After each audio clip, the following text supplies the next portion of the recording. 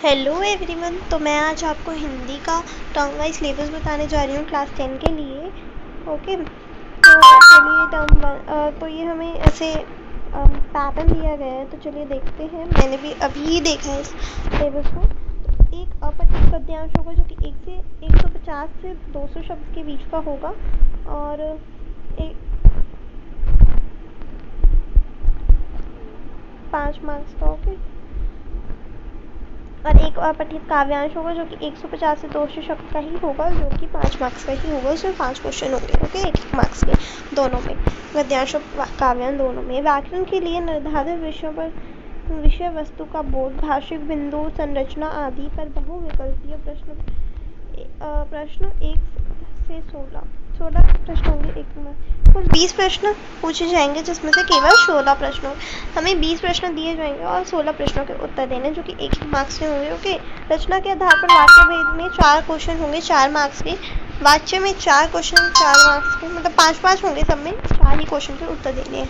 पद परिचय में 4 मार्क्स का और रस में भी 4 मार्क्स का।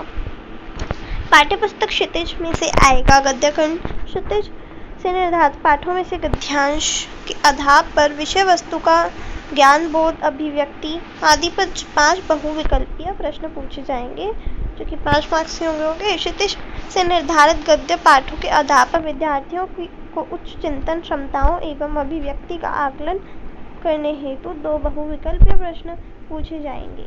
ओके, जो कि 1-1 मार्क्स ही होंगे। काव्यखंड में है, क्षितिज से निर्धारित कविताएं आएंगी काव्यांश के रूप में, और कविताओं के आधार पर विद्यार्थियों का काव्यांश लिखने और उनके क्रिएटिविटी विकारों को इससे जांचेंगे। ओके, काव्यांशों से।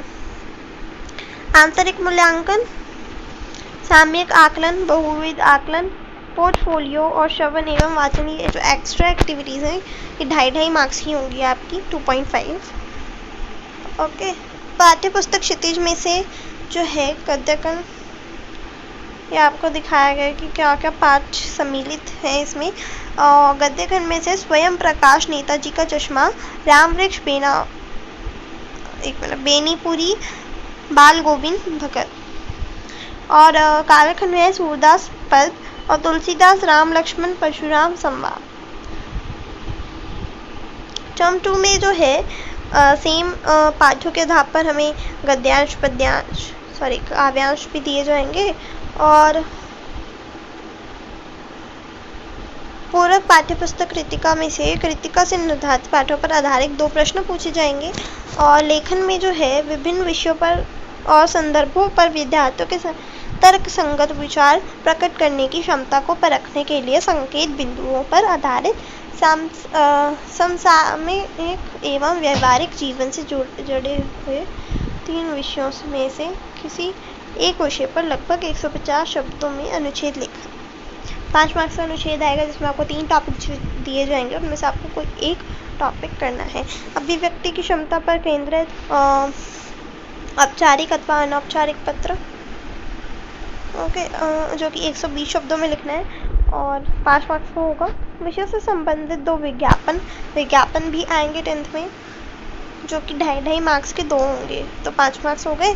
और संदेश लेखन में होंगे शुभकामना, पर्व, त्योहार एवं विशेष अवसरों पर दिए जाने वाले 2 संदेश हमें लिखने हैं, जो कि लगभग 40 शब्दों में होने चाहिए, जिनमें 2.5 मार्क्स का 1 होगा और 2 हमें दिए जाएंगे। ओके, विकल्प के साथ। ओके, आंतरिक मूल्यांकन में जो है वही सब है जो हमें पहले दिया गया था, पोर्टफोलियो वगैरह। Okay, listening activities.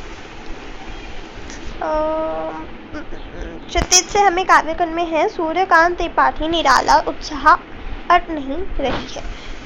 ओके, और ऋतुराज, कन्यादान। गद्यखंड में है यशपाल, लखनवी अंदाज, सर्वेश्वर दयाल सक्सेना, मानवीय करुणा की दिव्य चमक।